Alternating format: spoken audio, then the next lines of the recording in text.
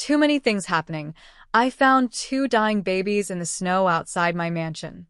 The note pinned to their blanket made me fall to my knees and cry. But nothing could have prepared me for the truth about who their mother was.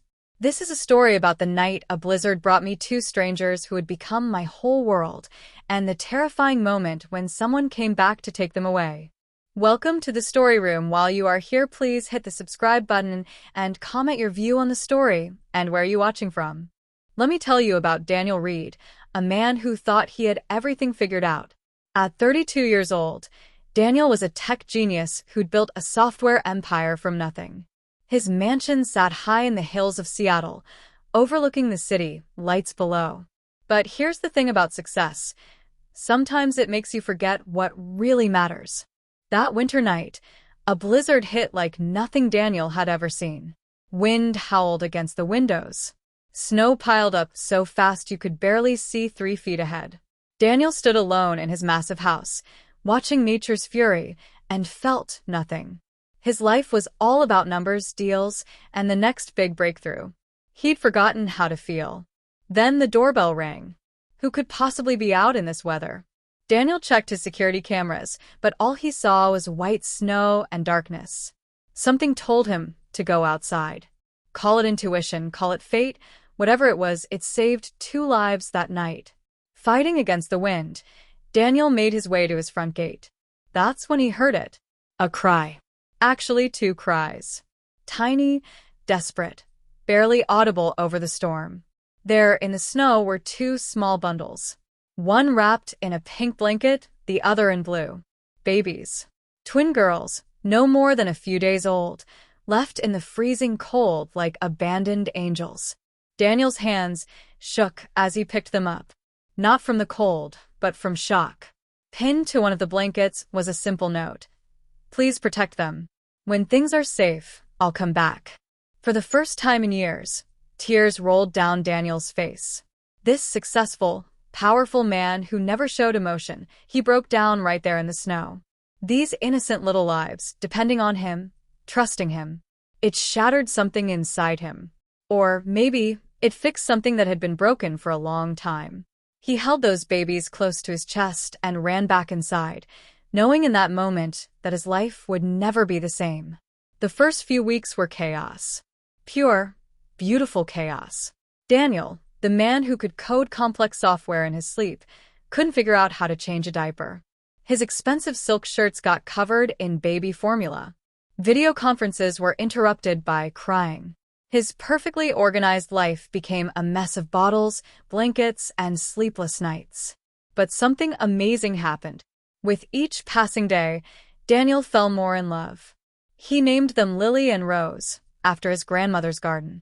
Lily was bold and curious, always reaching for everything. Rose was quiet and thoughtful, watching the world with wise little eyes. Daniel hired a kind woman named Grace to help him. She'd raised 5 children of her own and taught him everything. How to hold a bottle, how to soothe midnight tears, how to read bedtime stories with all the silly voices. Mr. Reed, Grace said one evening, watching him rock Rose to sleep, "You're a natural father." Daniel looked down at the tiny girl in his arms and smiled. "I didn't know I could love like this, Grace. I didn't know my heart could feel so full." But questions haunted him. Who were these children? Who was their mother? Why were they left at his door? He hired investigators to search for answers, but it was like the girls had appeared from nowhere. No birth certificates. No hospital records. Nothing. Months passed. The girls grew. Their first smiles. Their first laughs. The way Lily would squeal with delight when Daniel came home.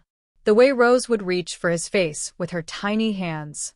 These moments became more valuable than any business deal Daniel had ever closed. One evening, sitting in his office with the girls asleep in the next room, Daniel made a decision. He was going to adopt them officially.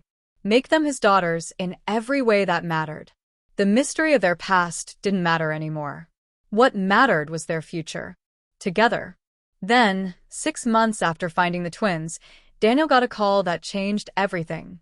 His lead investigator had found something. A missing person case from a small town in Oregon. A young woman named Rachel had disappeared with her newborn twins around the same time the girls appeared at Daniel's gate. Daniel's heart raced. Could this be connected? The investigator continued. Rachel's husband, Victor, had reported them missing. He claimed Rachel was unstable, unfit to care for the babies.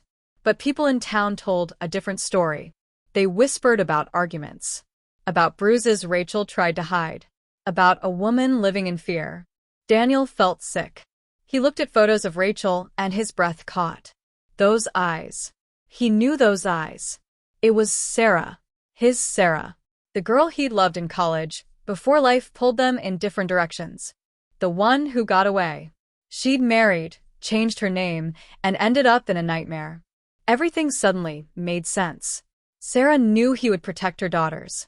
She remembered the kind boy who once promised her the world. In her moment of desperation, she trusted him with the most precious thing she had. Daniel spent the next week tracking down every lead. He had to find her, not just because she was the girl's mother, but because somewhere out there, Sarah was alone and scared.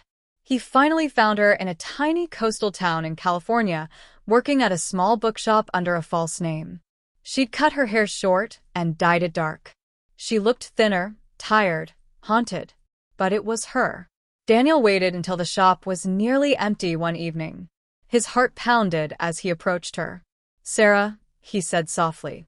She froze. The book in her hands fell to the floor. When she turned around, her eyes filled with terror, then recognition, then something like hope. "Daniel," she whispered, as if saying his name might make him disappear. "How did you? The girls, are they?" "They're safe," Daniel said quickly. "They're with me. Lily and Rose. They're healthy and happy and perfect, Sarah. They're perfect." Sarah's legs gave out. She crumbled, and Daniel caught her, holding her as she sobbed. Years of fear, loneliness, and pain poured out of her.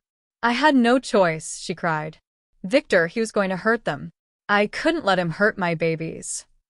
"I know," Daniel said gently. "I understand now. And Sarah, you're not alone anymore.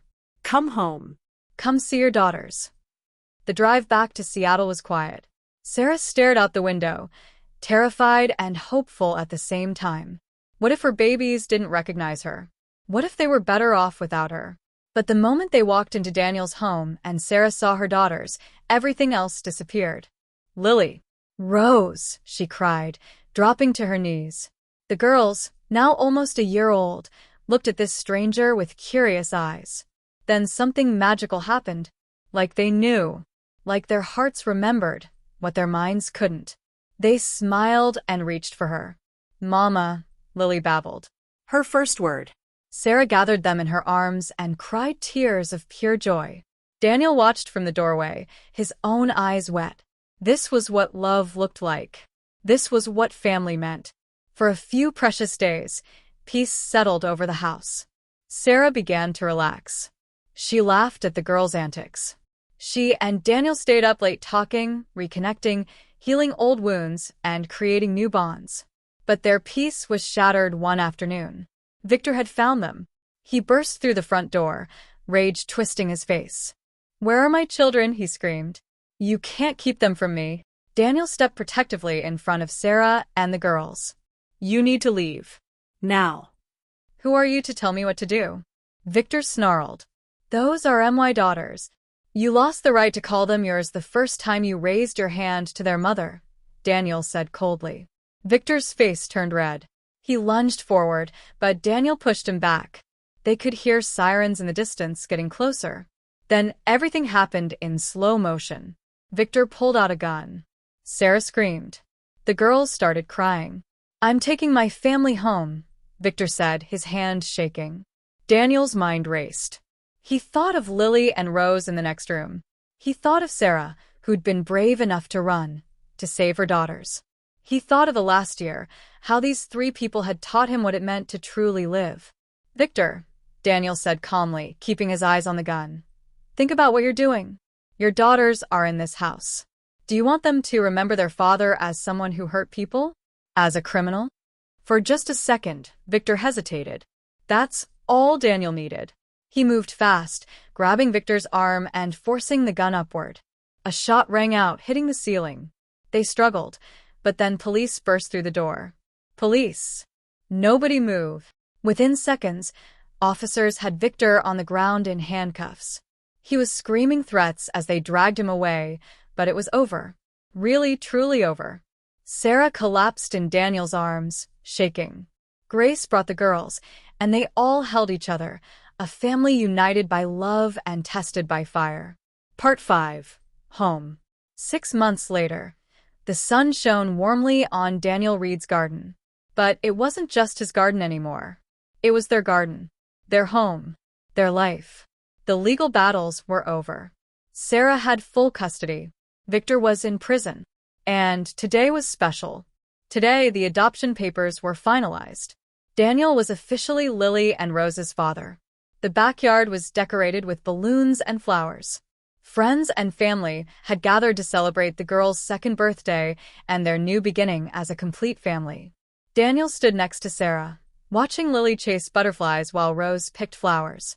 His heart felt so full he thought it might burst. "Did you ever imagine this?" Sarah asked, taking his hand. "When we were young and dreaming about the future?" Daniel smiled.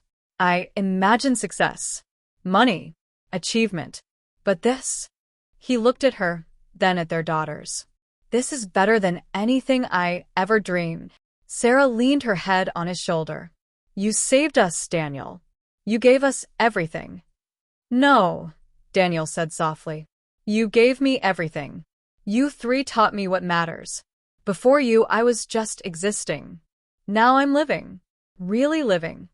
As the afternoon wore on, Daniel found himself reflecting on that stormy night over 2 years ago. The night he found 2 babies in the snow. The night his heart cracked open. The night everything changed. He'd been rich before, but he'd been poor in all the ways that mattered. Now he understood true wealth. It was in Lily's laugh, in Rose's gentle hugs, in Sarah's smile, in the family they'd built from broken pieces. That evening, after the guests had left and the girls were asleep, Daniel and Sarah sat on the porch, watching the stars come out. "I'm going to do something," Daniel said. "I want to start a foundation. To help people like you, Sarah. Women and children escaping danger. Give them the help and protection they need." Sarah's eyes filled with tears. "That's beautiful. Our family got a second chance," Daniel said. "I want to make sure others get that chance too." As they sat together in the quiet night, with their daughters sleeping peacefully inside, Daniel thought about the journey that brought them here. The fear, the challenges, the moments of doubt. But also the love, the joy, the miracle of family. He'd started as a man who had everything but felt nothing. Now he had what truly mattered, and he felt everything. Sometimes the greatest gifts come wrapped in the strangest packages. Sometimes what seems like an ending is really a beginning. And sometimes, on a cold winter night in the middle of a storm, fate knocks on your door and changes your life forever. Daniel Reed had been successful before. But now? Now he was rich in the ways that actually count. And that made all the difference. Thanks for your watching. Don't forget to share, like, and subscribe to the Story Room for meaningful stories that inspire and teach life lessons.